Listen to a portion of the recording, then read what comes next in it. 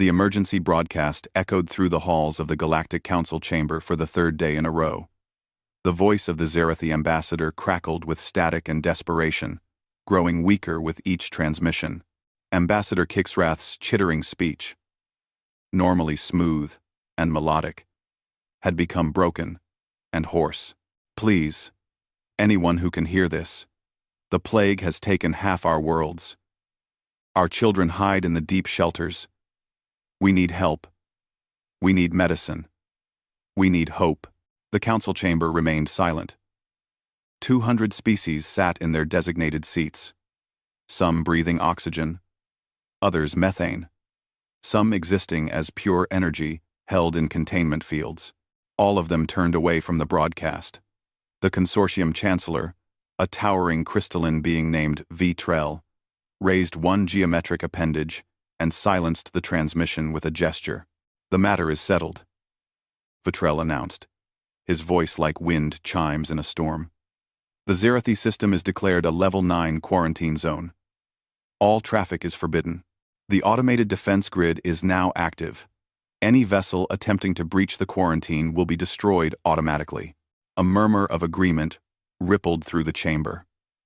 The decision was logical. The decision was necessary. The decision was unanimous. The plague that had struck the Zerathi worlds was unlike anything the galaxy had seen in 10,000 years. It killed within 72 hours of first symptoms. It spread through the air, through water, through touch. Worst of all, it jumped between species. The Zerathi had been hosting a trade conference when the first cases appeared. Within a week, 17 different species had contracted the disease. 16 of those species had lost their representatives before they could escape the system. The galaxy's finest medical minds had studied the samples sent before the quarantine began. Their conclusion was absolute. There was no cure. There was no treatment. There was only death or isolation. To attempt a rescue would be to spread the plague across civilized space. One species dying was a tragedy. 100 species dying would be an apocalypse. The mathematics were simple. The ethics were clear. The Zerathi had to be abandoned. Vitrell dismissed the council session. As the representatives filed out, returning to their embassies and vessels, not one looked back at the silent emergency broadcast channel. The Zerathi would scream into the void until their voices failed. Then, there would only be silence. 3 systems away, the human cargo vessel Defiant Hope drifted through standard space, hauling medical supplies to a colony on the rim. The ship was old, her hull scarred from decades of service. But her engines ran clean, and her crew ran cleaner. Captain Sarah Chen sat in her command chair, reviewing manifest reports, when Communications Officer Maria Torres suddenly sat up straight. "Captain, I'm picking up something strange on the emergency channels." Sarah looked up from her datapad. She was a small woman, barely 5 feet tall, with black hair pulled back in a tight bun, and eyes that had seen too many hard decisions. "Strange how? It's a distress call. Zerathi language. But it's on a loop. Like it's been broadcasting for days. And there's something else." Maria adjusted her headset, her brown fingers dancing across the control panel. "It's coming from inside a quarantine zone." The bridge fell silent. Sarah stood and walked to the communications station. "Play it. Play it." The voice that emerged from the speakers was barely a whisper. "This is Shelter Complex 7. Zerath Prime. We have 6,000 civilians. 4,000 are children. Our supplies will last 3 more days. The plague has not reached the deep shelters, but we cannot leave. Cannot reach the surface. Please, if anyone can hear this, we are still alive." Sarah closed her eyes. Behind her, the bridge crew waited. There were only 12 of them aboard. All human. All veterans of the merchant marine. They had hauled cargo through pirate raids, asteroid fields, and solar storms. They had seen things that would make other species flee in terror. But this was different. "Maria, pull up everything on that quarantine zone." The data streamed across the main view screen. The Zerathi system. Population. 14 billion. Current status. Level 9 quarantine. Total blockade authorized by Galactic Council. Automated defense grid active. Penalty for breach. Immediate destruction. Medical assessment. Plague mortality rate. 100%. Contagion factor. Extreme. Estimated survival time for victims. 72 hours, maximum. Recommended action. Avoid at all costs. Jesus, whispered First Officer James Rodriguez. He was a big man, former military, with dark skin and a scar across his left cheek from a shuttle crash. 14 billion. We're 14 billion, corrected Engineer Wei Zhang, a thin woman with gray-streaked hair. Look at the date on this quarantine order. It's been 3 weeks. If the plague kills in 72 hours, no one needed her to finish. The math was brutal and simple. Sarah stared at the view screen. 14 billion souls, an entire species, dying alone while the galaxy built walls to keep them contained. She thought about the voice from Shelter Complex 7. 6,000 people. 4,000 children. 3 days of supplies. Captain? Maria's voice was soft. What do we do? Every person on the bridge knew what the regulations said. What the Galactic Council had ordered. What every sane being in the universe would do. They would change course, deliver their cargo, file a report about the distress signal, and let someone else deal with it. Except there was no one else. The entire galaxy had already dealt with it by building a wall and looking away. Sarah turned to face her crew. These 12 people had followed her through situations that had no business turning out well. They trusted her. They were also human, which meant they were clinically insane by the standards of every other species in space. Earth was not a kind mother. Earth was a nightmare world where diseases mutated every season, where predators hunted in packs, where the weather itself could kill in 100 different ways. 99% of every species that had ever lived on Earth had gone extinct. Humans survived by being too stubborn to die and too crazy to know when to quit. Pull up the distress signal again, Sarah ordered. All of them. Every shelter that's broadcasting. Maria worked her console. Dozens of signals appeared on the screen. Shelter Complex 7 with 6,000 people. Shelter Complex 3 with 12,000. Shelter Complex 19 with 800. On and on. Hundreds of thousands of Zerathi, hiding underground.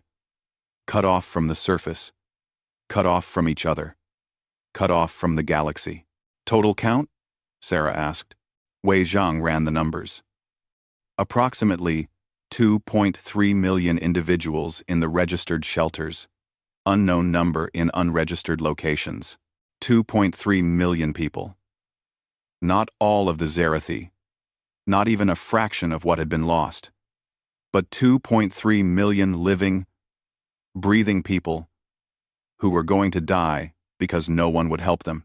Sarah looked at James.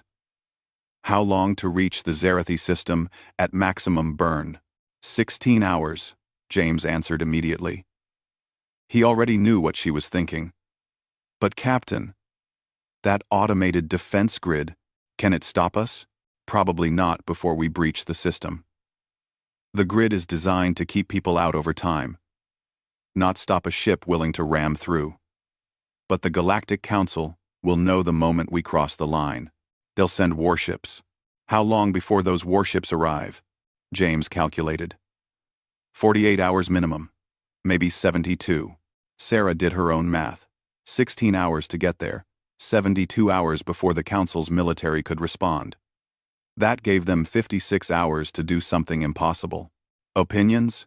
Sarah looked around the bridge. Medical Officer Lisa Park spoke first.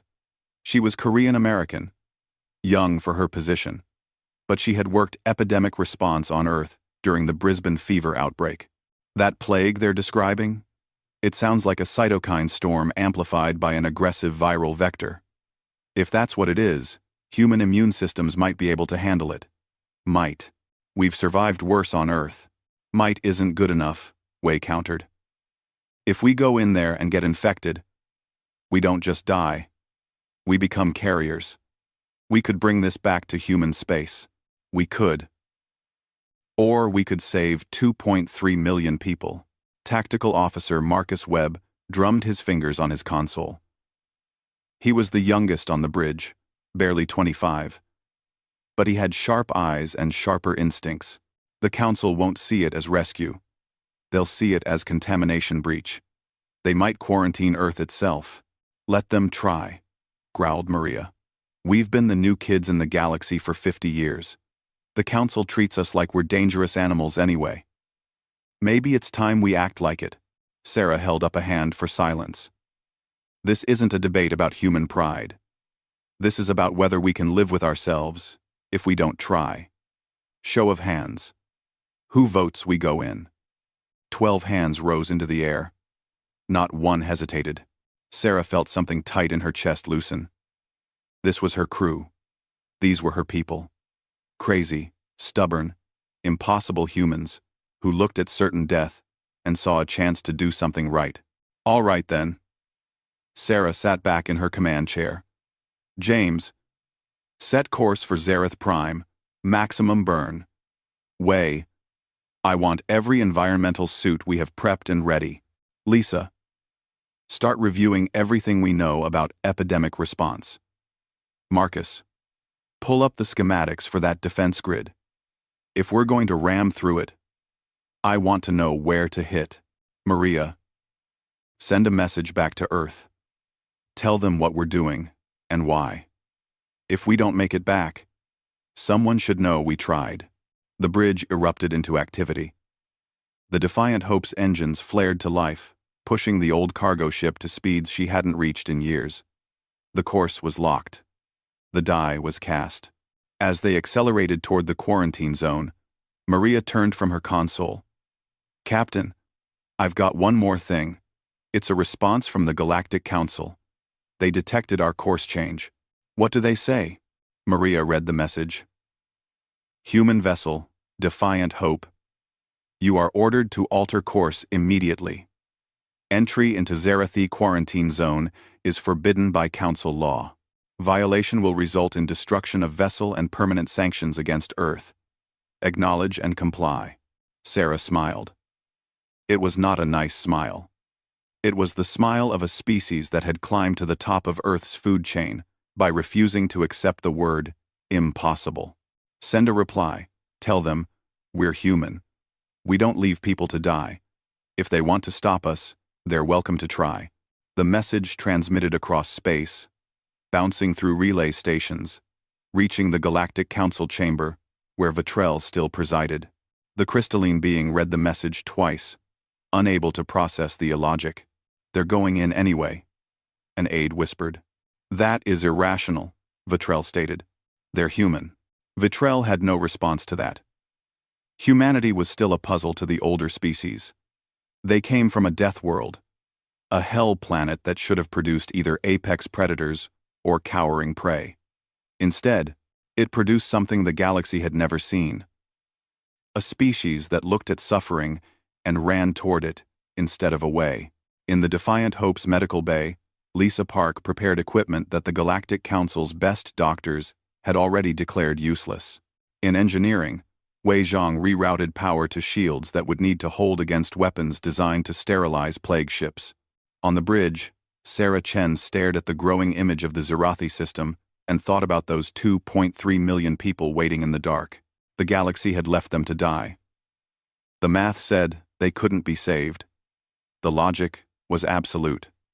The decision was final. But humans had never been good at accepting what couldn't be done. They had survived ice ages, plagues, wars, and extinction events. They had looked at death 1,000 times and said. The Defiant Hope raced toward the quarantine zone, her engines burning bright against the black of space. Behind her, the galaxy watched and wondered what madness drove these Deathworlders to throw themselves at the impossible. Inside Shelter Complex 7 on Zareth Prime, Young Zixith sat beside the failing radio, still broadcasting her hopeless message into the void. She was only 12 years old by Zerathi standards, her chitin still soft, her antennae still learning to read the chemical signals of her people's language. She had been broadcasting for 3 days, ever since the adults had grown too sick to continue. She did not expect an answer. No one did. Then the radio crackled to life with a new voice. It was strange, alien, speaking in heavily accented Zerathi. Shelter Complex 7. This is the human vessel Defiant Hope. We received your distress call. We are 16 hours out. Hold on. Help is coming. Zixith stared at the radio. Then she ran through the shelter, screaming the impossible news. The humans were coming. The Deathworlders were coming. Someone still cared. The automated defense grid detected the Defiant Hope when she was still 2 light hours from the Zerathi system. Weapons platforms that had floated dormant for 3 weeks suddenly woke, their targeting systems locking onto the approaching vessel. Warning broadcasts transmitted on all frequencies in 47 languages. Attention approaching vessel. You are entering a level 9 quarantine zone. Turn back immediately or you will be destroyed. This is your only warning. On the bridge of the Defiant Hope, Marcus Webb watched the defense grid light up on his tactical display. Captain, I count 38 weapons platforms. They're charging weapons. We've got maybe 5 minutes before they open fire. Sarah stood behind his station, studying the display. Where are the weak points? Here, here, and here. Marcus highlighted 3 gaps in the grid. But they're not really weak points. The platforms can shift to cover them. It's more like slower points. If we come in fast enough, and at the right angle, we can minimize our exposure time. How fast is fast enough? Marcus did the math. Faster than this ship was designed to go. Sarah turned to Wei Zhang at the engineering station. Can you give me faster? Wei's fingers flew across her controls, pulling up engine specifications that were 50 years old. If I reroute power from life support, artificial gravity, and the cargo bay heating systems, I can boost our speed by 18%. For about 20 minutes. Then the engines will either explode or melt. 20 minutes gets us through? 20 minutes gets us through or kills us trying. Sarah nodded. That was good enough. Do it. Marcus, plot the course. James, as soon as we break through, I want a direct course to Zereth Prime. Fastest possible landing vector. The crew moved with practiced efficiency. This was not the first time they had done something technically suicidal. Probably would not be the last, assuming they survived. Captain, Maria called from communications. I'm getting a transmission from the Galactic Council. It's Chancellor Vitrell himself. Put him through. The view screen flickered, and the crystalline form of Vitrell appeared. Behind him, the council chamber was in chaos. Representatives shouting in dozens of languages. Vitrell's voice cut through clearly. Captain Chen, I am ordering you to stand down. What you are attempting is not heroic. It is foolish and dangerous. That plague will kill you. If by some miracle it does not, you will become carriers. You will spread it beyond the quarantine. Millions could die across the galaxy. Sarah looked at the crystalline being who had sentenced an entire species to death. With respect, Chancellor, millions are already dying. 2.3 million people in those shelters are going to die in the next 72 hours if no one helps them. You've decided they're acceptable losses. I haven't. This is not a question of compassion versus cruelty, Vitrell said, his voice chiming with what might have been frustration. This is mathematics. Logic. The plague cannot be stopped. All you will do is die with them. Maybe, Sarah agreed. Or maybe we'll figure something out. Humans are pretty good at figuring things out when we're desperate.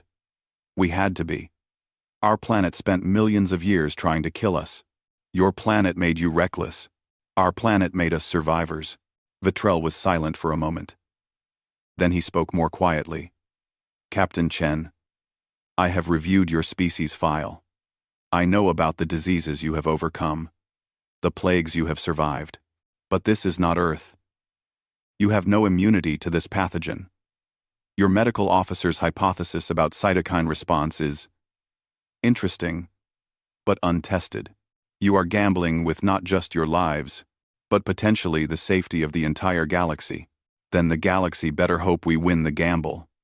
Sarah glanced at Marcus, who held up 3 fingers. 3 minutes, until weapons range. Chancellor, I'm going to tell you something about humans. We have a saying on Earth. We're all we've got. Most species hear that and think it means we're alone. Isolated. It doesn't mean that at all. It means when things get dark, when everyone else runs, we stand together.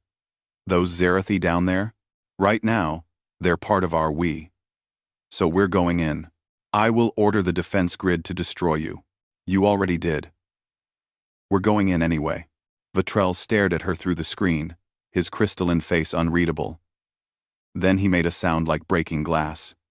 It might have been a sigh. Then, I will do something I have never done before. I will hope that illogic prevails. Because if you fail, Captain, the Council will have no choice but to sterilize that entire system. And if you carry the plague out, we will have no choice but to quarantine Earth itself. The stakes are higher than you know. The transmission cut off. Sarah turned back to her crew. You heard the man. We fail. Earth gets locked down. No pressure. Just another Tuesday, James muttered, which got a nervous laugh from the bridge crew. Marcus counted down. Weapons, platforms. Going hot in 90 seconds. Recommend we start evasive maneuvers in 60. Sarah sat in her command chair and gripped the armrests. Way. Give me that speed boost. Marcus. Execute your approach vector. Maria. Keep broadcasting on all frequencies that we're a rescue vessel. Maybe the platforms will hesitate. Some round. The platforms are automated, Marcus pointed out. They don't hesitate. Can't hurt to try. The Defiant Hope surged forward as Way dumped emergency power into the engines.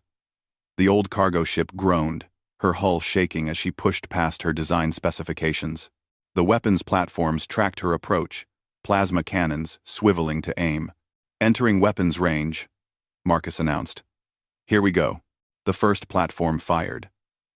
A bolt of superheated plasma streaked through space, missing the Defiant Hope's bow by 100 meters.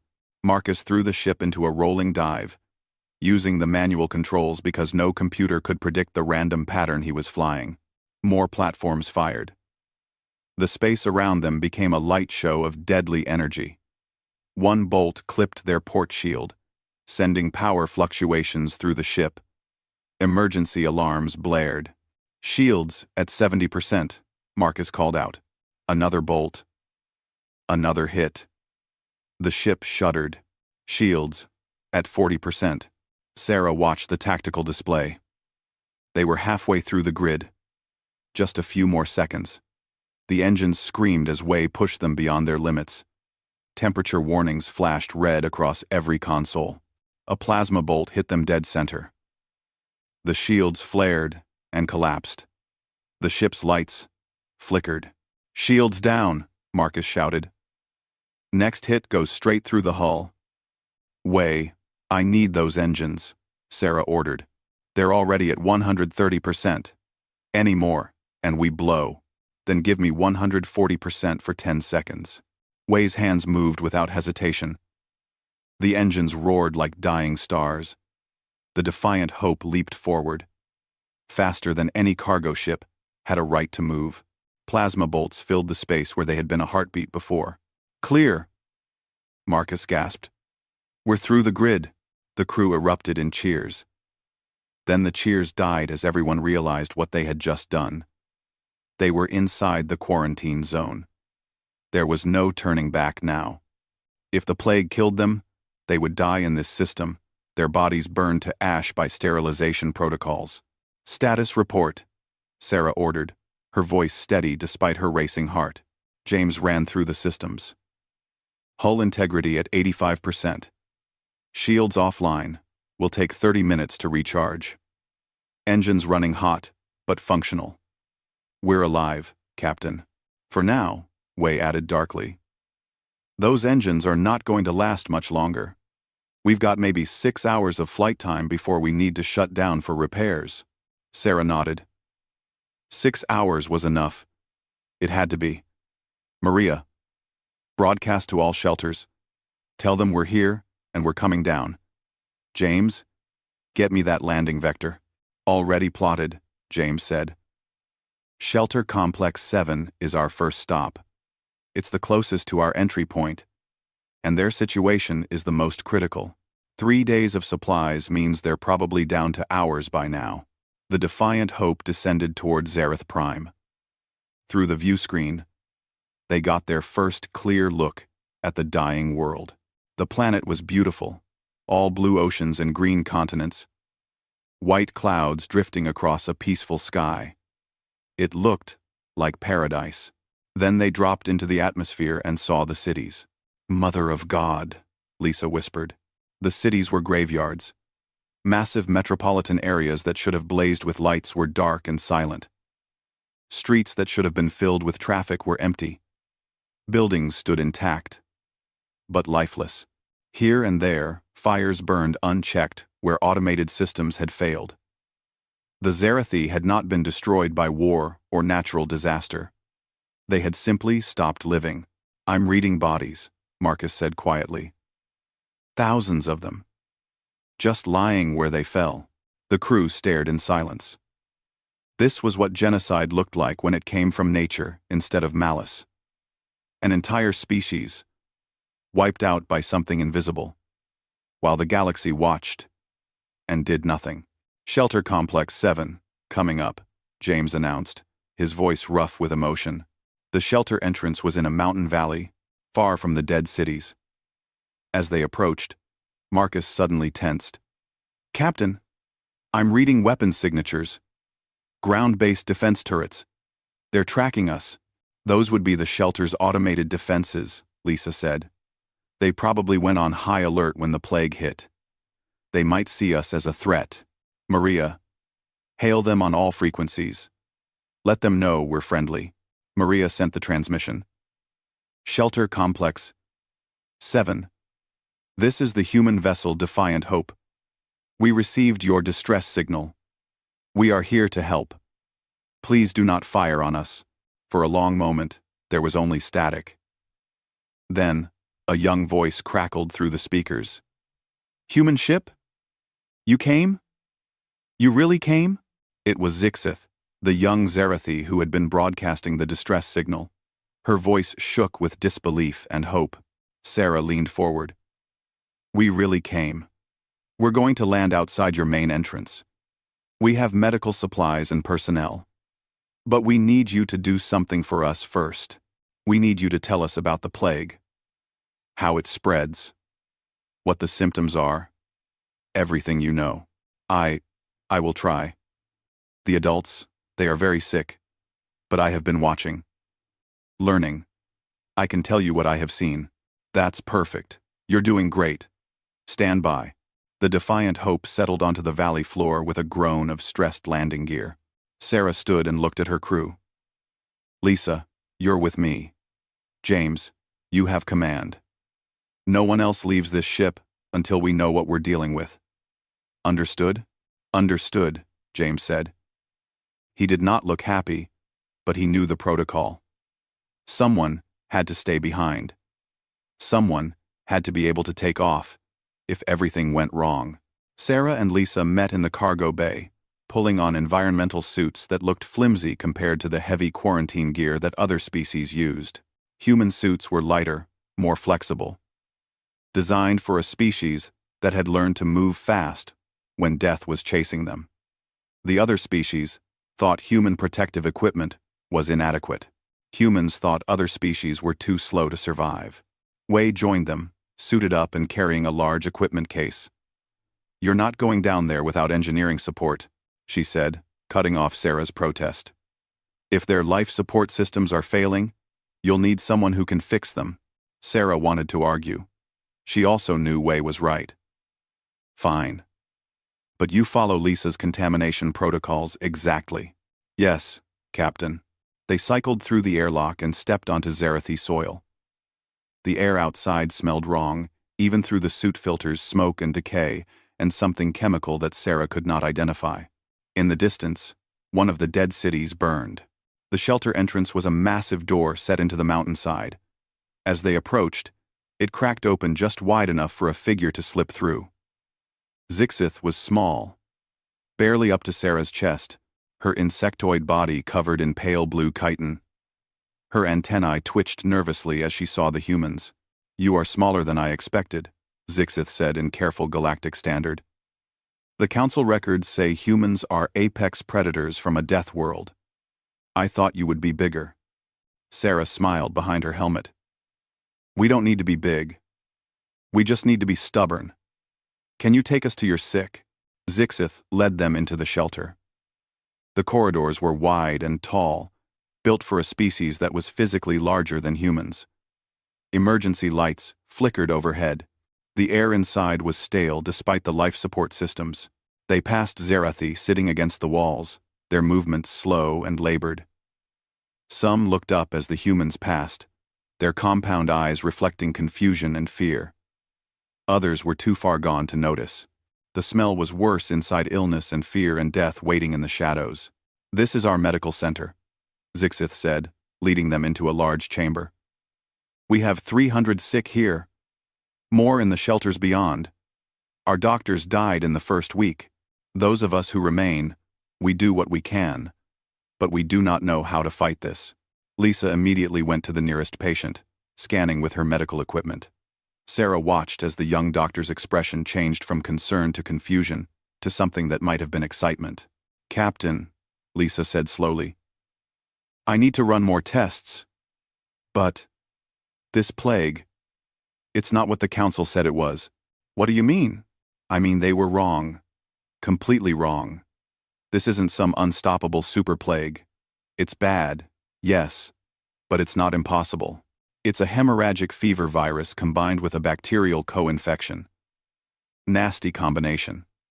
But humans have dealt with similar things on Earth. Ebola. Marburg. Dengue. We know how to fight this." Sarah felt hope bloom in her chest. "You can treat it?" "In 2. I think so. But I need to confirm something first." Lisa turned to Zixith. "The Galactic Council said this plague kills in 72 hours. Is that true?" "For most, yes," Zixith confirmed. "But some last longer. 5 days. A week. Those with stronger constitutions fight longer." "And you?" Lisa asked. "You've been exposed for weeks. Why aren't you sick?" Zixith's antennae drooped. "I do not know. Many of the young ones, like me, we have not gotten sick. We thought perhaps we were just slow to show symptoms." Lisa's scanner beeped. She looked at the results and actually laughed. "Your immune system is fighting it off naturally." She turned to Sarah. "Captain, this plague isn't unstoppable. It's just deadly to adults with fully developed immune systems. The young ones, the ones whose immune systems are still flexible, still learning they can beat it. Just like humans do with childhood diseases." Sarah processed this. The Council's medical teams. They only tested adults, didn't they? Must have. They saw 100% mortality in adults and declared the whole plague untreatable. They didn't think to check the juveniles. Probably assumed if adults couldn't survive, children certainly couldn't. They didn't understand that sometimes being young and flexible is better than being old and rigid. "Can you make a treatment?" "I think so. We'll need to synthesize antibodies from the immune individuals, combine it with broad-spectrum antivirals and antibiotics to handle both the viral and bacterial components. It won't be a cure, but it will give their immune systems time to learn to fight back." "How long to set up production?" "With our equipment, 8 hours to develop the treatment. Then, we can start treating people immediately." Sarah looked around the medical center at the dying Zarathi. 8 hours. They could do this. They could actually do this. Then the whole shelter shook. Emergency alarms began to wail. Marcus's voice crackled over Sarah's comm. "Captain, we've got a problem. The Galactic Council just jumped a fleet into the system. 20 warships. And they're not here to help. They're broadcasting on all frequencies. They're ordering us to evacuate immediately. They say if we don't leave in the next 6 hours, they're going to sterilize the entire planet." Sarah closed her eyes. Of course. Of course the Council would do this. They could not allow the precedent. Could not allow anyone to prove them wrong. Better to burn the evidence than admit they had left millions to die unnecessarily. "Marcus, tell them we need more time. Tell them we've found a treatment." "I don't think they care, Captain. They're saying this is about containment now, not rescue. They're saying we're compromised." Sarah looked at Lisa, at Wei, at young Zixith who had broadcast into the void hoping someone would hear. She thought about the 2.3 million people hiding in shelters across this world, waiting to die because the galaxy had declared them a lost cause. "Then we have 8 hours to prove them wrong," Sarah said. "Lisa, start developing that treatment. Wei, help her with whatever she needs. I'm going back to the ship.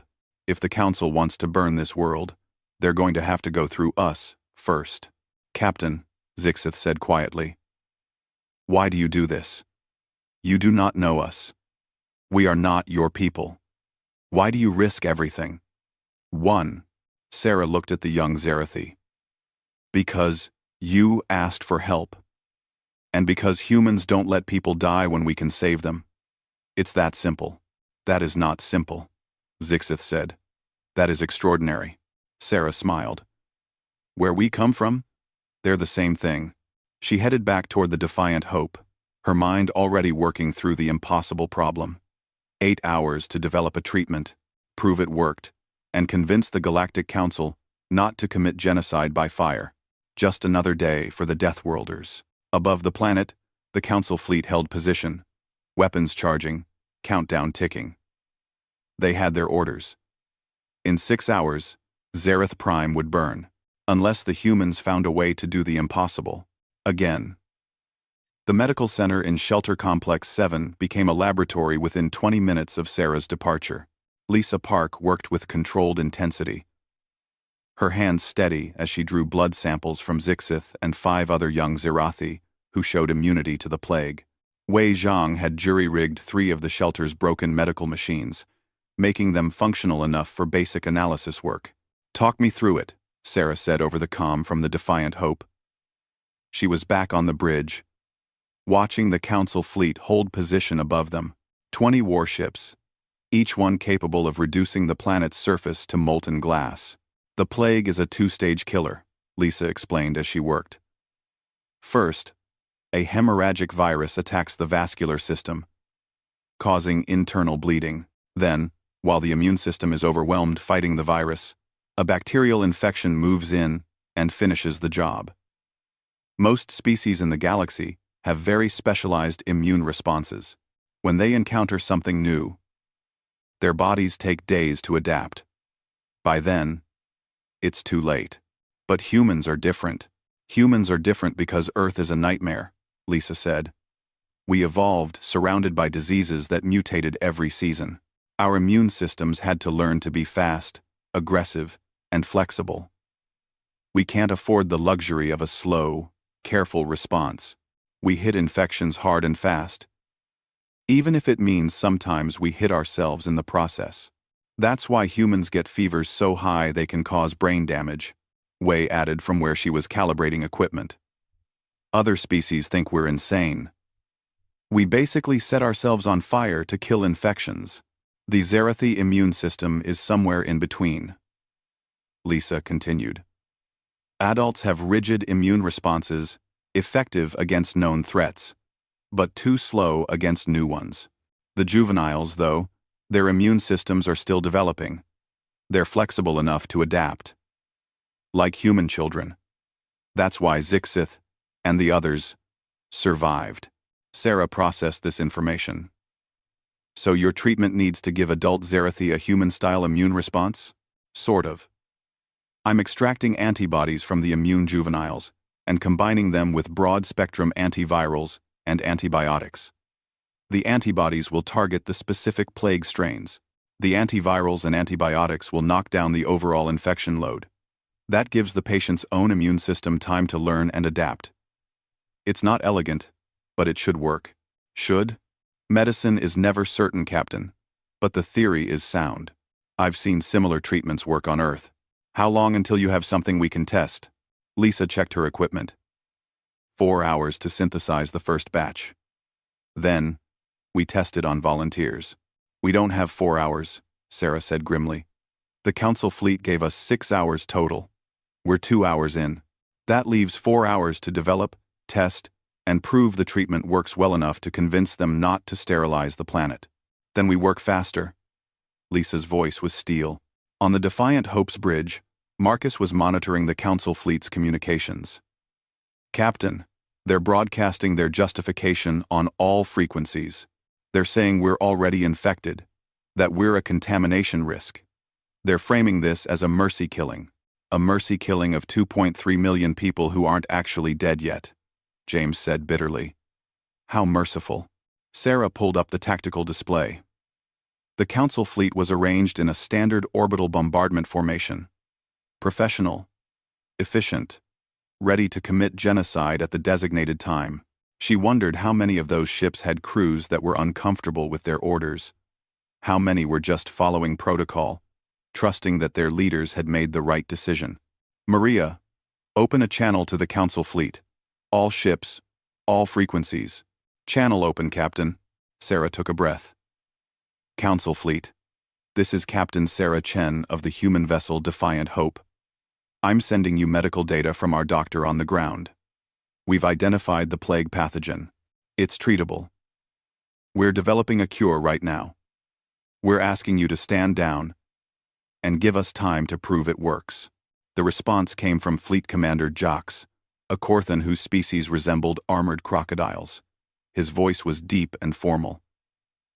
Captain Chen, we have received your data. Our medical staff is reviewing it. However, our orders are clear. The risk of plague contamination spreading beyond this system is too great. The quarantine must be maintained. Is Nather Penson. Commander, if you destroy this planet, you're murdering 2.3 million people who could be saved. If we do not destroy this planet and the plague escapes, we could lose billions across the galaxy. The mathematics are absolute. The mathematics are wrong. Sarah's voice rose. Your medical teams were wrong. They tested only adults and assumed the plague was universally fatal. They didn't check the juveniles. They didn't think to look for natural immunity. They made a mistake, and now you're about to kill millions of people to cover it up. There was a long silence. Then Commander Jacques spoke more quietly. Captain Chen, even if your medical data is accurate, you cannot save 2.3 million people in 4 hours. You do not have the resources. You do not have the time. The most merciful thing is to end this quickly, rather than give them false hope. The most merciful thing is to try. Sarah slammed her hand on her chair. Commander, I'm human. My species comes from a death world that killed 99% of everything that ever lived there. We survived because we never accepted that something couldn't be done. We're stubborn, we're reckless, and we're too dumb to know when to quit. Give us a chance to be all those things one more time. Another silence. I will consult with my command staff. You have 4 hours remaining, Captain. If you cannot demonstrate a viable treatment and delivery method by then, we will proceed with planetary sterilization. Those are my final orders. Jacques, out. The channel closed. Sarah slumped in her chair. 4 hours. They had 4 hours to do the impossible. Captain, Marcus said, I'm reading new contacts, jumping into the system. Small vessels, but a lot of them. Civilian transports, cargo haulers, even a few pleasure yachts. What the hell? Sarah pulled up the scanner data. Dozens of ships were emerging from jump space, all converging on Zareth Prime. As they got closer, Maria started receiving their identification signals. "Captain, those ships, they're all from human colonies. Nova Hope, New Beijing, Armstrong Station, all of them. They're broadcasting that they're here to help." Sarah felt her throat tighten.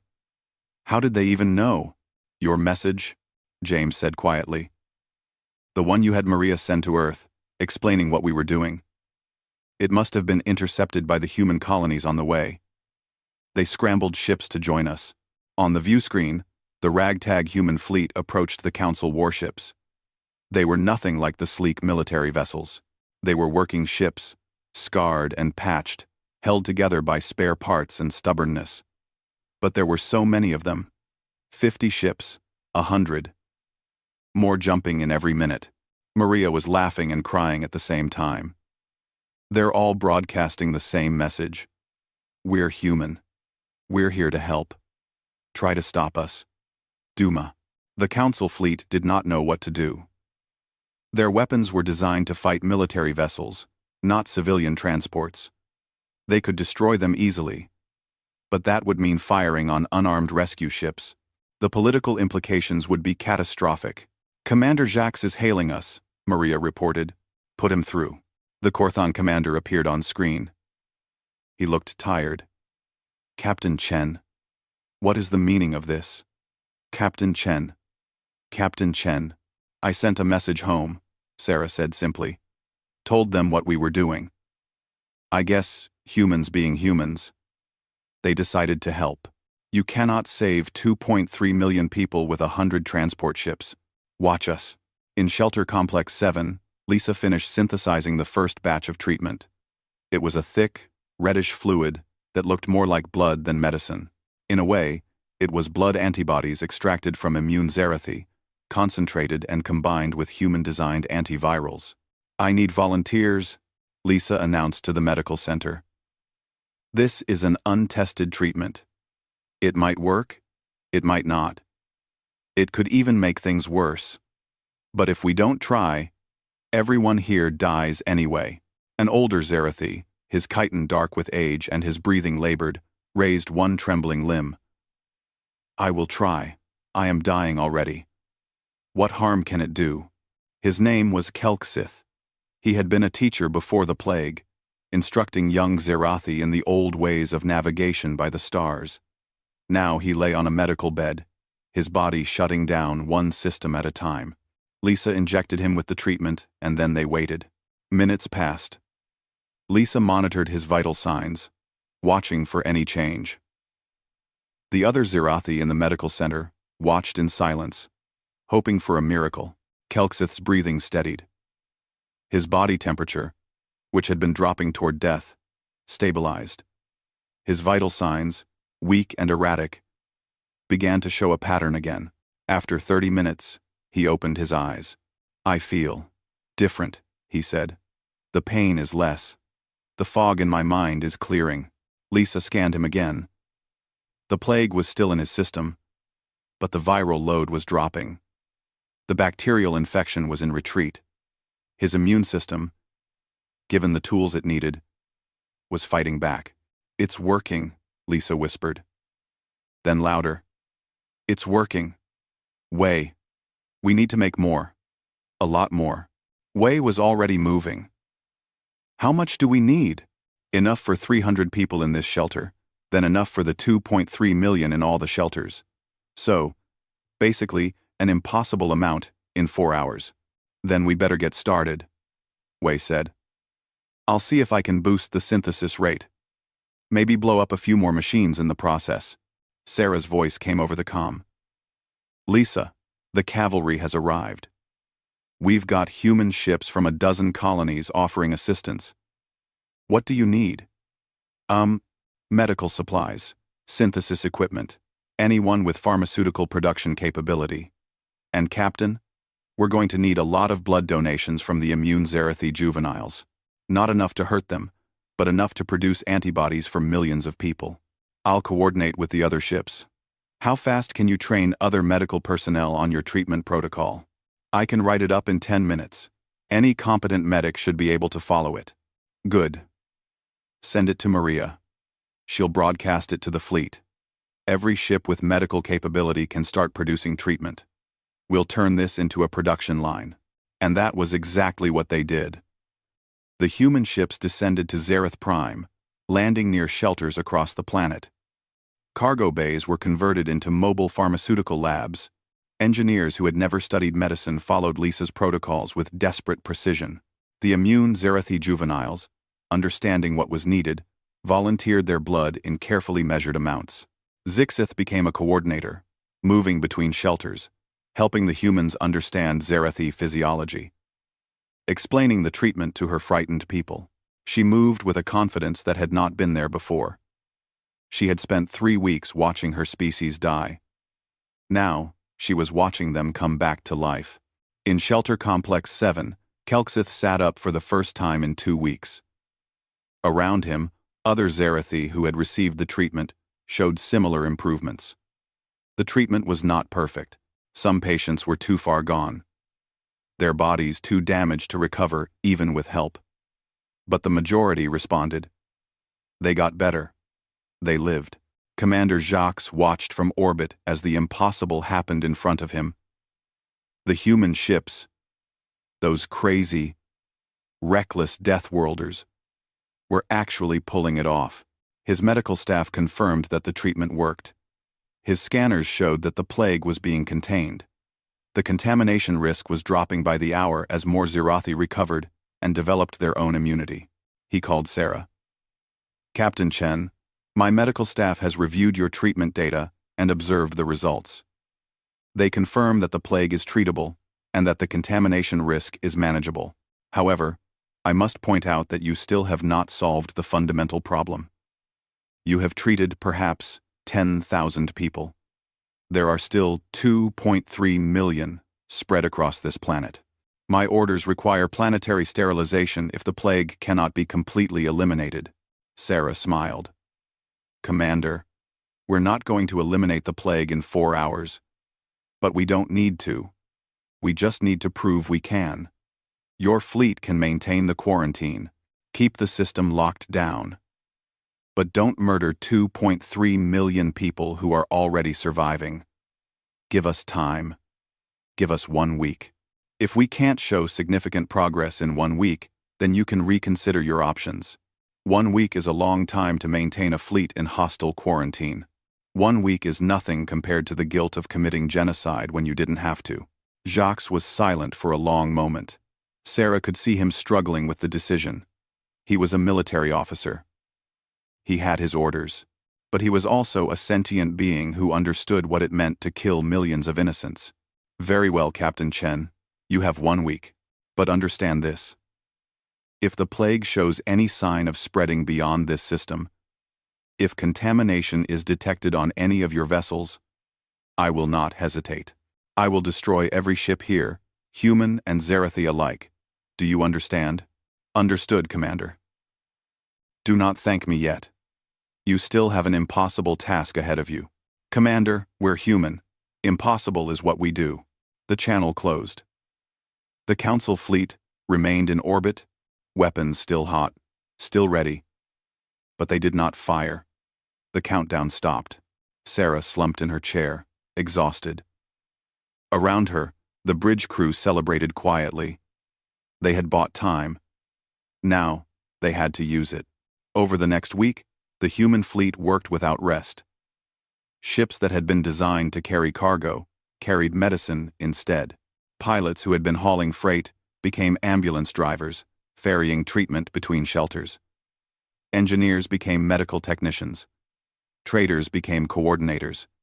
Everyone did what needed to be done. The Zarethi, seeing these aliens from a death world risk everything to save them, began to understand what humans meant when they said, "We're all we've got." It was not about being alone. It was about being together, even when logic said to stay apart. Kelxith recovered enough to return to teaching.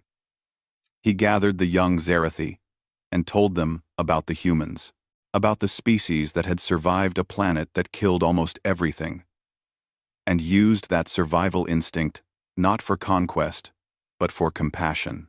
They did not have to come, Kelxith said to his students. They had nothing to gain and everything to lose. But they came anyway, because we needed help. Remember this. Remember that in the darkest moment of our history, when our own galaxy abandoned us, the Deathworlders saved us. Young Zixith, who had broadcast into the void hoping for a miracle, sat among her fellow juveniles and smiled.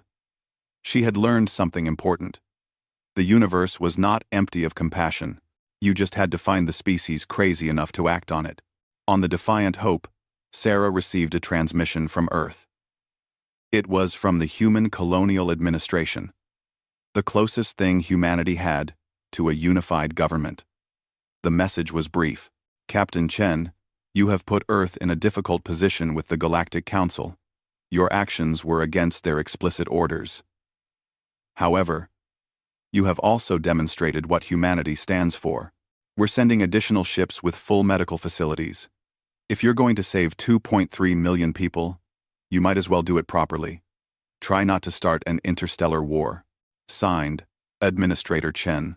Sarah laughed. Administrator Chen was her mother. Of course, she would support the mission while officially disapproving of the method. That was the human way: push the rules until they bent, then act surprised when things worked out. Lisa came onto the bridge, looking exhausted but happy. Captain, we've treated 90,000 people so far. Mortality rate is down to 5%, and most of those are patients who were too far gone before treatment. We're going to save them. We're actually going to save them. How are the immune juveniles holding up? They're heroes, every one of them. Zixith has organized them into a volunteer corps.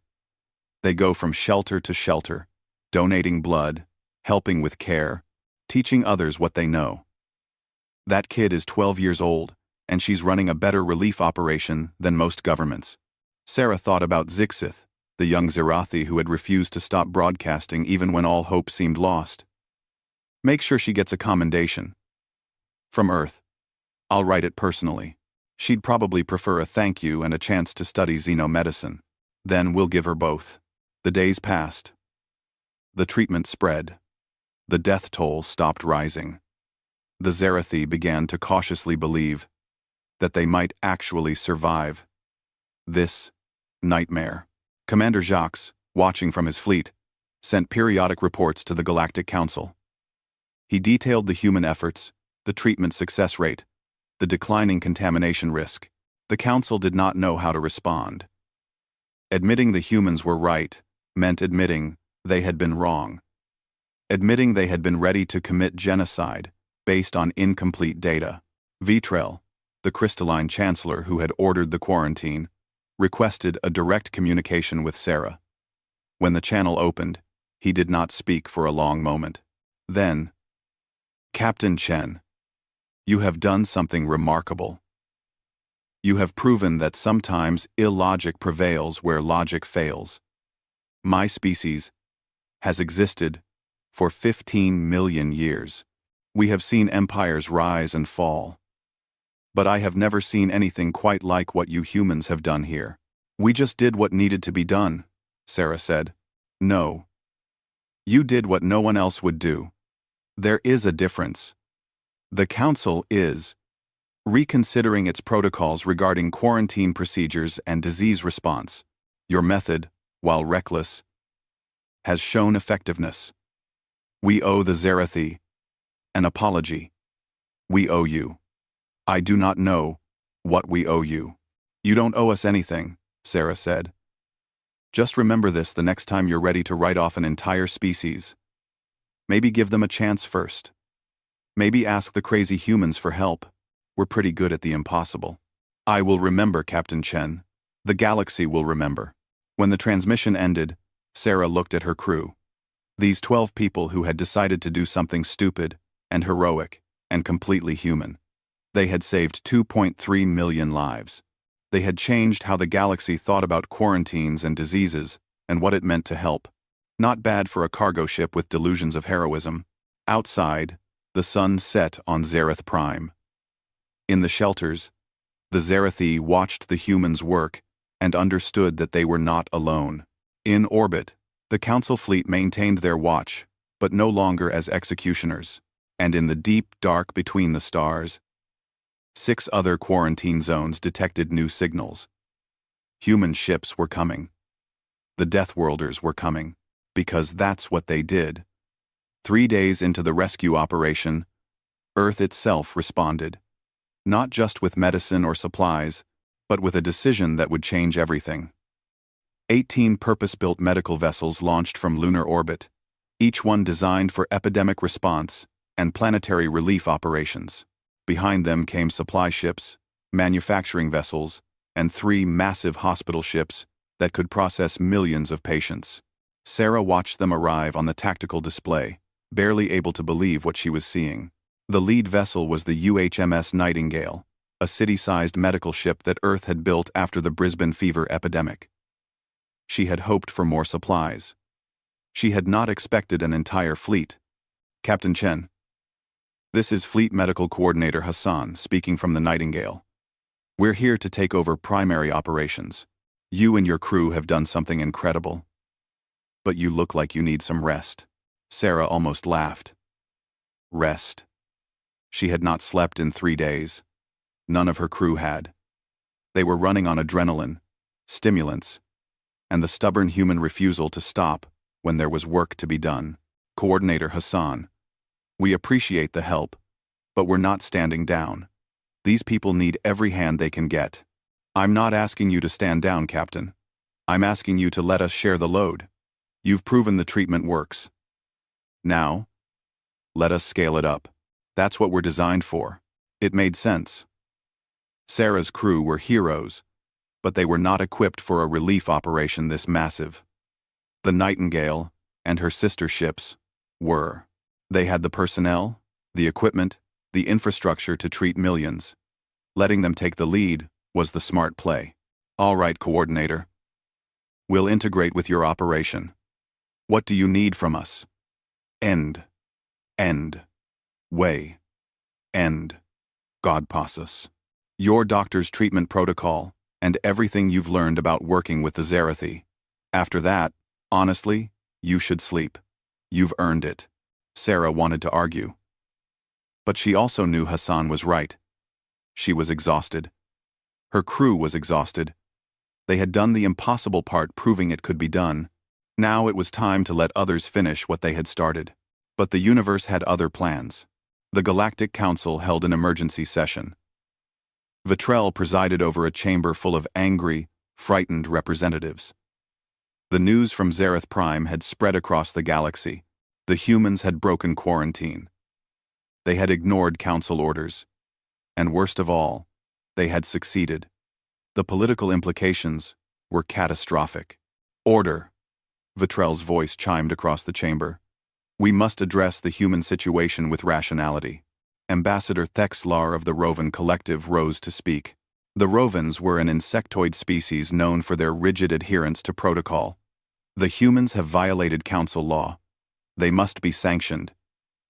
If we allow this precedent, every species will think they can ignore our authority. The humans saved 2.3 million lives, countered Ambassador Yilrin of the Sorath Union. The Sorath were amphibious beings who valued compassion above strict law. They did what we should have done. What we were too afraid to do. They risked galactic contamination. Thexlar's mandibles clicked in agitation. If the plague had spread, but it did not spread, Yilrin interrupted. Because the humans were right, and we were wrong. They saw a solution we missed. They had the courage to act when we chose to hide behind our protocols. The debate raged. Some species wanted the humans punished as an example. Others wanted them honored as heroes.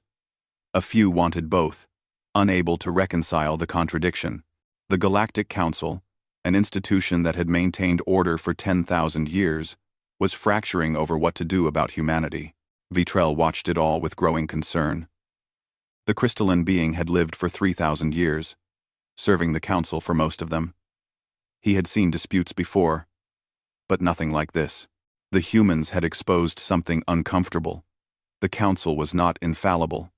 They made mistakes, and their mistakes cost lives. We must vote on sanctions, Thexlar demanded.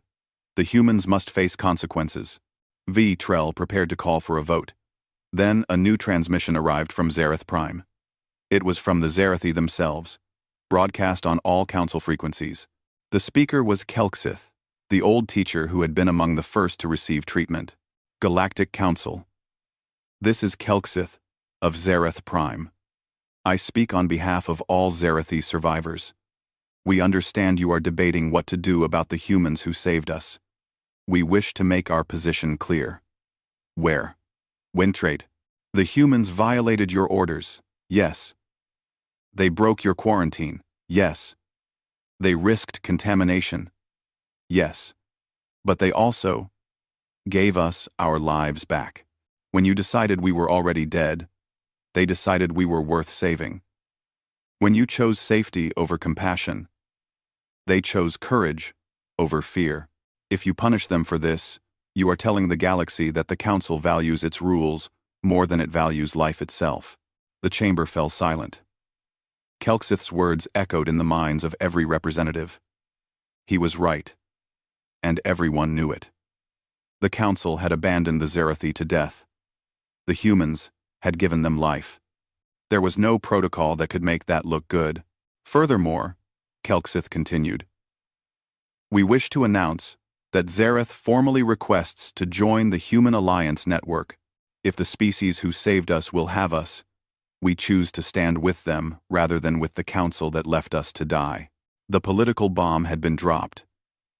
If the Zarathi aligned with humanity, other species might follow. The Council's authority would be questioned. Everything would change. Vetrell made a decision. There will be no vote on sanctions. The human actions at Zareth Prime are hereby classified as emergency medical intervention, authorized under Council Code 773. No punishment will be levied. This matter is closed. Thexlar's mandibles clicked furiously. Chancellor, you cannot simply, I can and I have. This session is adjourned. The chamber erupted in chaos, but Vitrell was already leaving. He had been in power long enough to know when to cut losses. The humans had won. Fighting them now would only weaken the Council further. Better to accept the situation and try to maintain some dignity. But the situation was not over. As the Earth fleet established operations around Zareth Prime, word spread to 6 other quarantine zones scattered across the galaxy. 6 other dying worlds where species had been written off as unsavable. And now, seeing what had happened at Zareth Prime, those dying species began broadcasting their own desperate calls for help. On Earth, the Colonial Administration convened an emergency meeting. Administrator Chen Sarah's mother stood before the assembled representatives of humanity's colonies and settlements. She was an older woman, gray-haired but sharp-eyed, who had spent 40 years in diplomatic service. She had not expected her daughter's unauthorized rescue mission to turn into a galactic crisis. The question before us is simple, Administrator Chen said. 6 other species are dying in quarantine zones.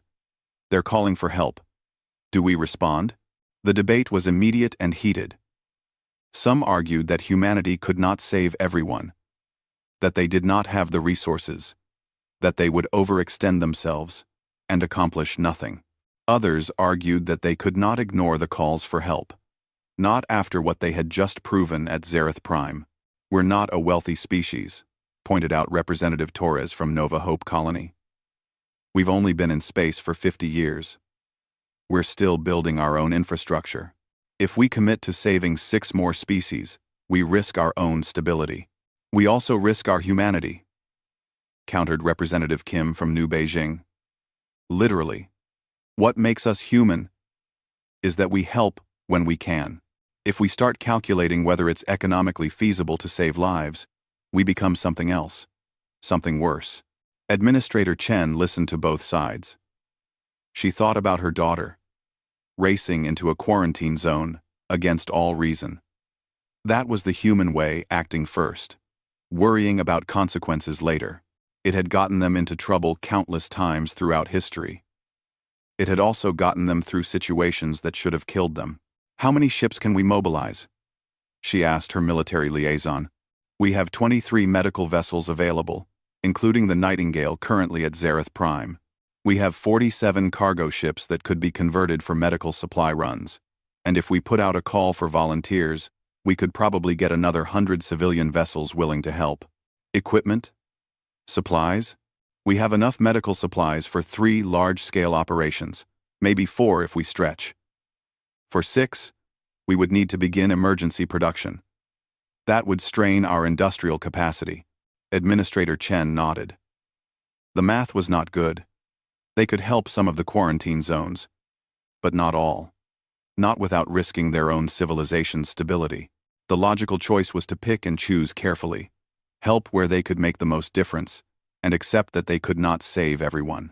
But she thought about her daughter again, about what Sarah would say if presented with these calculations. Sarah would say the math did not matter, that you helped who you could, and you did not stop until you physically could not help anymore. Send ships to all 6 quarantine zones, Administrator Chen ordered. Medical assessment teams first. They'll evaluate each situation and report back on what's needed. Then we'll figure out how to make it work.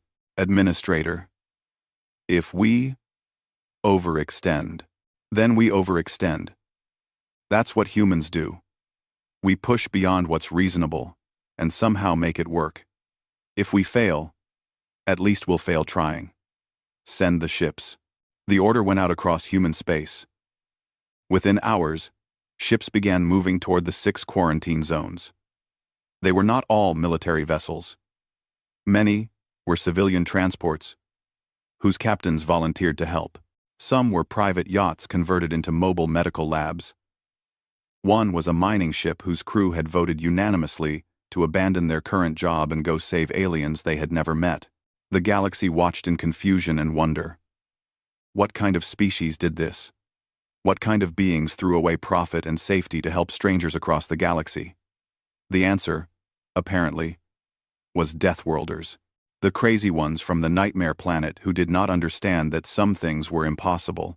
Commander Jax, still maintaining quarantine around Zareth Prime, received reports of the human mobilization. He contacted Sarah. Captain Chen, what is your species doing? Responding to distress calls. Same thing we did here. There are 6 quarantine zones. Each one is as dangerous as this one was. Your species cannot save them all. Probably not, Sarah agreed. But we're going to try anyway. That's what we do. That is insane. Yeah, we get that a lot. Jacques was silent for a moment. Then, Captain, I have been authorized to offer Corthan medical support for the human operations. My fleet has extensive medical facilities. If you will have us, we wish to help. Sarah was surprised. Commander, I thought you were supposed to be containing us. I was, but I have been watching your species for days now. You work without rest. You risk everything for beings you do not know. You do not do this for profit or power. You do it because you believe it is right. That is inspiring. It makes one reconsider what is important. So, will you have our help? We'll have anyone's help who's willing to give it. Other species began to respond. Not the Council itself, which was still paralyzed by politics, but individual species, individual ships, individual commanders who saw what the humans were doing and wanted to be part of it. The Soreth sent 3 hospital ships. The Miraki, a species known for their engineering skills, sent construction vessels to help rebuild infrastructure. Even a few Rovan ships showed up, despite their government's opposition, their crews claiming they were on independent humanitarian missions. What started as one cargo ship breaking quarantine had become a movement. The humans had shown that the impossible was just difficult. That compassion was stronger than fear, and that sometimes the logical choice was wrong and the crazy choice was right. In Shelter Complex 7, Zixith watched the human medical teams work alongside Soreth doctors and Corthan medics and Miraki engineers. Species that had never worked together. united by a common purpose. She approached Captain Chen, who was supervising the distribution of medical supplies. "Captain, why did you really come?" Zixith asked. "The truth. Not the noble answer. Why did humans risk everything?" Sarah looked at the young Zerathi. She could have given the diplomatic answer, the inspiring answer. Instead, she told the truth. "Because we know what it's like to be alone and scared. Earth was not a kind mother, Zixith. She tried to kill us in 1,000 different ways. Diseases, predators, natural disasters. We faced them all. The only reason we survived was because we refused to let each other die. We learned that we're stronger together than alone. That survival means helping the weak, protecting the vulnerable, and never giving up on each other. When we heard your call for help, we didn't see aliens. We saw people who needed us. And humans don't leave people to die. It's that simple and that complicated." Zixith's antennae twitched thoughtfully. "You are teaching the galaxy something important. What's that?" "That strength is not just about weapons or technology.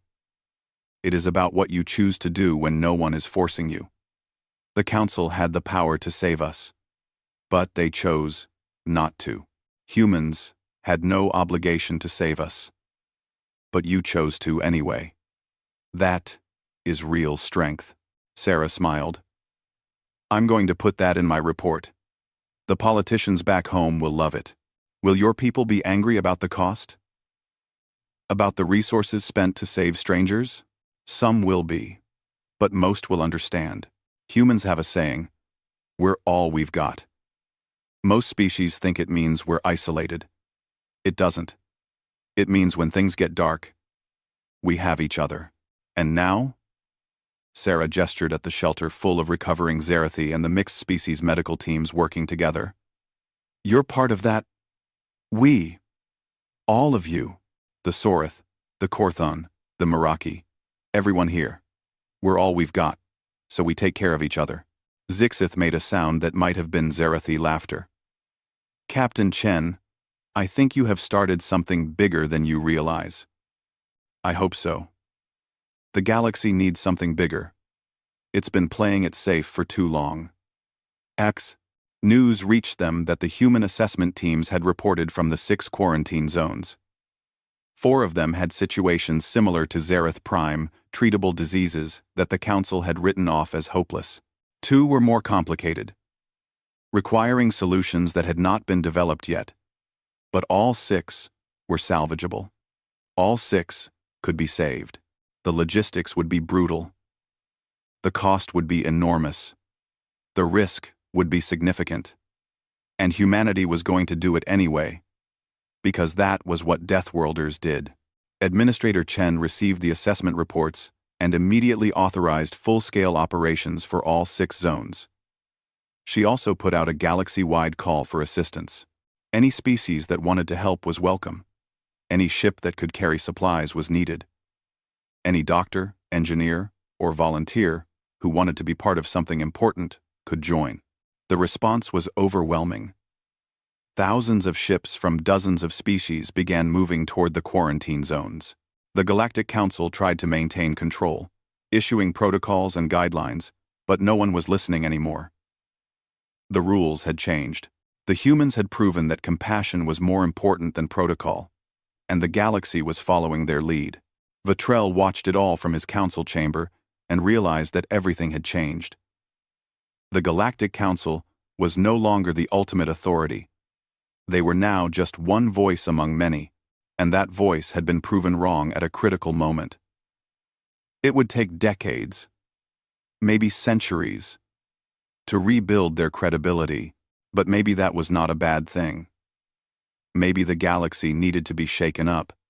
Maybe they had become too comfortable, too cautious, too willing to accept that some problems were unsolvable. The humans, with their death world instincts and their stubborn refusal to accept the impossible, were reminding everyone what it meant to try. On the Defiant Hope, Sarah's crew finally allowed themselves to rest. The Earth fleet had taken over operations at Zereth Prime. The Zerathi survivors were recovering. The treatment was working. They had done what they set out to do, and more. Much more. James sat in the mess hall, drinking coffee that was more stimulant than beverage. "Captain, we just started an interstellar relief movement by accident." "Not by accident," Sarah corrected. "By necessity. Someone had to do it. You realize, Earth is going to be famous for this. Humans are going to be known as the species that saves everyone. Could be worse reputations to have." Maria laughed from across the table. "Better than being known as the dangerous barbarians from the Death World. We're still that too," Wei pointed out. "We just happen to be dangerous barbarians who care about people." Marcus raised his coffee cup. "To the Defiant Hope and her insane crew. May we always be too stupid to know when something is impossible." They drank to that. 12 people who had changed the galaxy by refusing to look away from suffering. 12 humans who had proven that sometimes the Death World species were the most alive. Outside, the stars shone bright and clear. And across the galaxy, in 6 dying systems, help was on the way. The Deathworlders were coming, and they were bringing hope with them.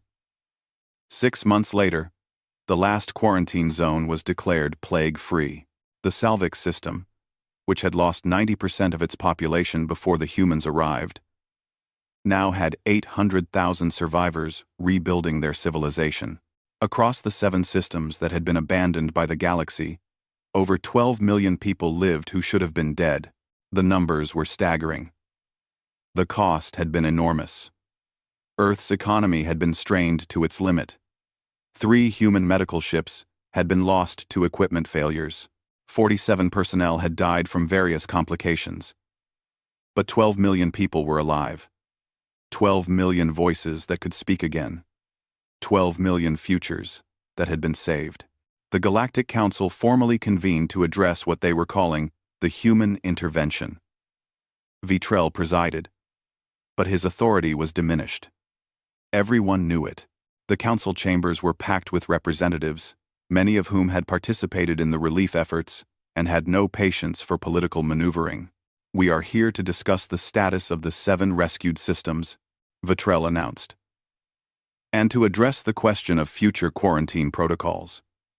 The humans have demonstrated that our previous policies were insufficient." That was the most diplomatic way possible to say completely wrong and potentially genocidal. But the council took what they could get. Ambassador Thexlar of the Rovan Collective stood. He had opposed the human intervention from the beginning, but even he could not argue with success. The council must acknowledge that the humans acted outside our authority. However, their actions produced positive results. "We propose a new framework. The Humanitarian Intervention Protocol, which would allow for medical rescue attempts in quarantine zones under specific conditions." It was a compromise. The council would maintain authority, but they would allow exceptions. It was progress, even if it was grudging progress. Then Kelksith stood.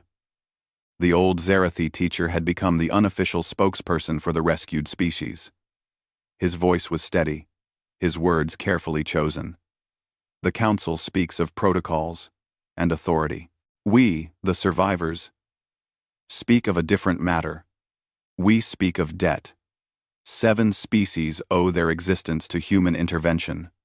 The humans have asked for nothing in return.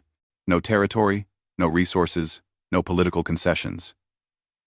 They saved us because they believed it was right. The galaxy must recognize this debt and honor it." "What do you propose?" Vitrell asked. The 7 rescued species formally propose the creation of the Alliance of Rescued Worlds. "We will work together to support human colonies, share our resources and technology, and stand with humanity in galactic affairs. We do this not because we are required to, but because it is right. The humans taught us that compassion has value. We intend to practice what we learned." The proposal rippled through the chamber. 7 species, forming a bloc aligned with humanity. It would shift the entire political balance of the galaxy. Some representatives looked horrified. Others looked thoughtful. A few looked pleased. The Sorith Union immediately announced their support. The Sorith stand with the Alliance of Rescued Worlds. The humans showed us what true compassion looks like. We will not forget. The Korthon hegemony followed. Commander Jacques himself appeared via hologram. The Korthon witnessed human courage firsthand. We have decided that strength is not just about military might. It is about the will to act when others will not. The Korthans support the Alliance and request formal cooperation agreements with Earth. One by one, species that had participated in the rescue efforts announced their support. Not all of them. The Rovan Collective abstained. Several other conservative species voted against it. But the momentum was clear. Humanity had allies now. Real allies. Bound not by treaty, but by genuine respect and gratitude. Vitrell watched his carefully ordered galaxy shift and change. As a being who had lived for 3,000 years, he recognized a historical turning point when he saw one. The Council acknowledges the Alliance of Rescued Worlds. We welcome this development and look forward to working together toward common goals. It was the best he could do. Maintain dignity while accepting defeat. After the session, Vitrell requested a private communication with Administrator Chen on Earth. When the connection was established, the crystalline chancellor studied the human woman carefully. She looked older than her years, worn down by 6 months of crisis management and impossible logistics. But her eyes were sharp, and her spine was straight. Administrator Chen, I wish to speak plainly, off the record. I appreciate plain speaking, Chancellor. Your species has changed the galaxy in 6 months. What took us millennia to build? You have shifted in half a year. You have created a new power block, challenged our authority, and demonstrated that our methods were flawed. You have done this while claiming no territory, seeking no power, and asking for nothing in return. I do not understand you. My species has studied logic and rationality for 15 million years. And you, humans, make no sense. Administrator Chen smiled. Chancellor, my daughter once told me something when she was young. She said, Mom, sometimes the smart thing is the wrong thing. I asked her what she meant. She said the smart thing is to stay safe. But if everyone stays safe, no one helps the people who need it. So sometimes you have to be dumb enough to do the right thing. She was 10 years old. And she understood something that your 15-million-year-old species apparently missed. Compassion is not logical. It is something better. Vitrell was silent for a long moment. Then, your species frightens me, Administrator. Not because you are violent, though you can be. Not because you are aggressive, though you are. You frighten me because you are unpredictable. You do things that make no logical sense and somehow succeed. You should have failed at Zareth Prime. The mathematics said it was impossible. You did it anyway. Tonight. We're good at impossible, Chancellor. We had to be. Our planet didn't give us a choice. I believe your daughter is being considered for the Galactic Medal of Humanitarian Service. The highest honor the Council can bestow. She will be the first human to receive it. She won't care about the medal. She'll care that those 12 million people are alive. I know. That is precisely why she deserves it. Vitrell paused. Administrator, I have a question. What will your species do now? You have allies. You have influence. You have demonstrated capabilities that exceed your years in space. What are your intentions? Same as always. Survive. Help others survive. Build something good. We're not interested in conquest or domination. Chancellor, we just want to live in a galaxy where people help each other instead of abandoning each other. If that makes us dangerous, then I guess we're dangerous. It does make you dangerous. But perhaps dangerous in a way the galaxy needs. The transmission ended. Administrator Chen sat back in her chair and allowed herself a moment of exhaustion. 6 months. 6 impossible months.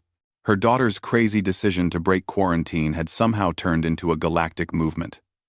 12 million people saved. 7 species allied. The entire political structure of the galaxy shifted, and all because one cargo ship captain decided that the math did not matter when people were dying. On Zareth Prime, the rebuilding continued. The dead cities were slowly coming back to life. Power was restored. Water systems were repaired. Schools reopened. Young Zarethi played in streets that had been silent graveyards just 6 months ago. It was not perfect. The scars remained. But life continued. Zixith, now 13 in Zarethi years, had become something of a celebrity. The young Zarethi, who had broadcast the distress signal that changed everything. She received offers from a dozen universities to study xenomedicine. She accepted one from Earth, wanting to learn from the species that had saved her people. Before she left for Earth, she visited the memorial that had been built near Shelter Complex 7. It was a simple structure, made of native stone, inscribed with the names of all who had died in the plague, billions of names. But at the top, a different inscription. They were not forgotten. The humans remembered. Kelksith found her there. The old teacher walked slowly now, his body still recovering from how close to death he had been. But he was alive. That was more than anyone had dared hope for. "You leave tomorrow," Kelksith said. "Yes. Earth has accepted me into their medical program. I will study human medicine and bring that knowledge back to help rebuild our world. You will do great things, Zixith. You already have. Your distress signal saved our species. It was just broadcasting into the void, hoping someone cared enough to listen. And someone did. That is the lesson, young one. The void is not empty if you dare to call into it. The humans heard you, because they were listening. Now you must learn their ways, understand their medicine, and teach our people what you learn. That is how we honor the debt we owe them." Zixith touched the memorial stone. "Teacher, do you think it will happen again? Another plague? Another disaster? Will species abandon each other again? When it does?" Kelksith considered the question carefully. "Perhaps. Fear makes people do terrible things, and the galaxy is full of fear. But now, there is also hope. The humans have shown us what is possible when compassion overcomes fear. Some will learn from this. Some will not. But the lesson has been taught. That is something. It is not enough. No. But it is a beginning. And beginnings matter." On the Defiant Hope, Captain Sarah Chen prepared for departure. The old cargo ship had been in dock for the past month, undergoing repairs and upgrades. The Earth government had offered to replace her with a newer vessel, but Sarah had declined. The Defiant Hope had earned her name. She deserved to keep flying. The crew gathered in the mess hall for their departure briefing. All 12 of them, still together, still ready for whatever came next. They had been offered positions on better ships, promotions, desk jobs with honors and comfortable salaries. Every one of them had declined. They were a crew. They stayed together. "All right, people," Sarah said, pulling up the mission brief. "We've got a cargo run to the frontier colonies. Standard supplies. Nothing exciting. Then we're supposed to swing by Nova Hope for crew rotation. After that, we have a month of scheduled leave. Earth wants us to take a break. Are we going to take that break?" Maria asked with a grin. "Probably not," Sarah admitted. "But we'll pretend we are when we file the reports," James laughed. "Captain, we broke galactic law, started an interstellar alliance movement, and probably shortened the Chancellor's lifespan by a few centuries. I think we've earned a reputation for not following the plan, which is exactly why they want us on boring cargo runs for a while. Let things cool down. Let the politicians figure out what to do with us. And if another distress signal comes through?" Wei asked quietly. Sarah looked at her crew. Her impossible, stubborn, crazy crew who had followed her into a quarantine zone and helped save 12 million lives. "Then we do what we always do. We respond. We help. We prove that the impossible is just difficult. That's what humans do. That's what Deathworlders do." Marcus raised his coffee cup. To the Defiant Hope and her insane crew. May we always be where we're needed, even when we're not wanted. They drank to that. A toast to doing the right thing, regardless of rules or protocol or common sense. A toast to being human, in all its reckless, compassionate glory. The Defiant Hope launched from Zareth Prime a day later. As they cleared orbit, Sarah looked back at the planet that had changed everything. It was beautiful now, healing, and alive. Millions of Zarathi down there owed their lives to the decision of one crew to do something stupid and heroic. "Captain," Maria said from communications, "I'm picking up a transmission. It's from the Salvix system. They're having problems with their treatment supplies. Nothing critical, but they're asking if any ships in the area can assist." Sarah looked at the navigation plot. The Salvix system was 3 days out of their way. Their cargo run had a schedule. Earth had told them to stay out of trouble. The logical thing was to forward the request to someone else and stick to their mission. "James, plot a course to Salvix. Best speed." "Aye, Captain. I'll let Earth know we're deviating from our schedule. Tell them we heard a distress call. They'll understand." The Defiant Hope changed course, heading toward the Salvix system and away from their boring cargo run. Because that was what they did. That was what humans did.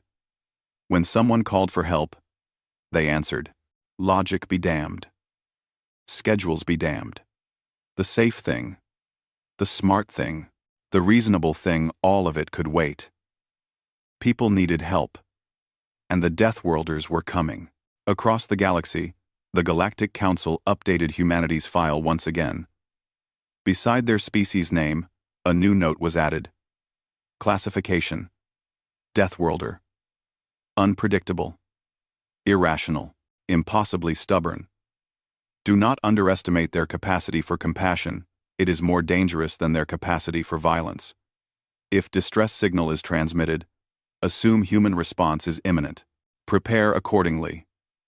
Note: attempting to stop them is generally futile. Recommend cooperation instead. Vitrell read the updated file and made that sound like breaking glass. That was the crystalline equivalent of a sigh. The humans were going to give him fits for the rest of his very long life. They were going to break rules, ignore protocols, and do impossible things on a regular basis. They were going to save people who should not be saved, and turn impossible situations into unlikely victories. And somehow, the galaxy was better for it. On Earth, Administrator Chen received reports of her daughter's latest deviation from orders. The Defiant Hope had responded to a minor distress call and was once again doing something heroic when she was supposed to be on a boring cargo run. Administrator Chen smiled and filed the report with a note. Approved. Captain Chen is acting in accordance with human values and merchant marine protocols. No disciplinary action required. Then, she opened her personal messages and sent one to her daughter. Proud of you. Try not to start another galactic incident for at least a month. Love, Mom. Sarah received the message 3 days later, in orbit around Salvix, having just delivered emergency medical supplies to a grateful population. She smiled and sent back. No promises. Love you too. The Defiant Hope departed Salvix system and resumed course to the frontier colonies. Behind them, grateful Salvix broadcast their thanks across all frequencies. Ahead of them, the frontier waited, with whatever challenges it would bring. And somewhere in between, in the vast dark between stars, more distress signals waited to be heard. The galaxy had learned something important in the past 6 months. It had learned that humans did not give up. They did not accept that things were impossible. They did not calculate whether saving lives was economically feasible before deciding to act. They just acted, and somehow made it work through sheer stubborn determination and reckless compassion.